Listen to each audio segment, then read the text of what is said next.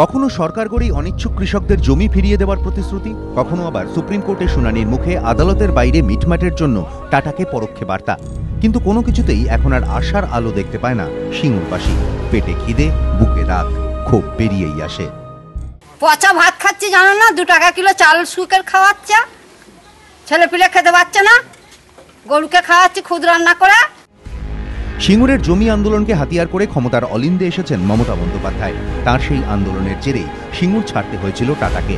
বণিক মহল অবশ্য প্রথম থেকেই দাবি করে আসছে সিঙ্গুর থেকে টাটাদের চলে যাওয়ায় আখেরে রাজ্যের চরম ক্ষতি হয়েছে। কারণ কারখানা হলে রাজ্যের শিল্প ভাবমূর্তি উজ্জ্বল হতো, কর্মসংস্থান তৈরি হতো। সিঙ্গুরের অনেক কৃষকই এখন সেই কারখানার পক্ষেই। এখানে একটা কারখানা হওয়া উচিত। এখনকার যা পরিস্থিতি, কর্মক্ষেত্র খুব খারাপের দিকে রাজ্য, সেই জন্য এখন একটাই উচিত, দিদিরও এটা উচিত যে একটা কারখানা করা উচিত সিঙ্গুরে। সিঙ্গুরের কৃষক প্রদ্যোৎ কুমার দাস একসময় ছেলে বউকে নিয়ে জমি আন্দোলনে ঝাঁপিয়েছিলেন। ক্ষোভের সুরে বললেন, একসময় যেসব নেতারা পাশে দাঁড়াতেন, কলকাতা থেকে ছুটে আসতেন, এখন আর তাদের দেখা যায় না। আমাদের কথা তো এখন কেউই শোনে না, খোঁজ খবরও নেয় না। কিছুদিন আগে আমার ছেলে অ্যাক্সিডেন্টে মারা গেছে।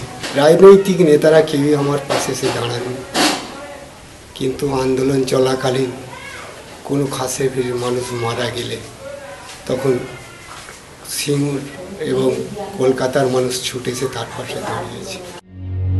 রাজনৈতিক মহলের একাংশের দাবি, সিঙ্গুরের কৃষকদের এই ক্ষোভ হতাশার আঁচ পেয়ে সিঙ্গুর দিবসে নয়া বার্তা দিয়েছেন পার্থ চট্টোপাধ্যায়।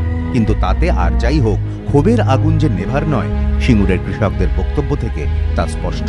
মহিউদ্দিন মল্লিক, এবিপি আনন্দ, সিঙ্গুর।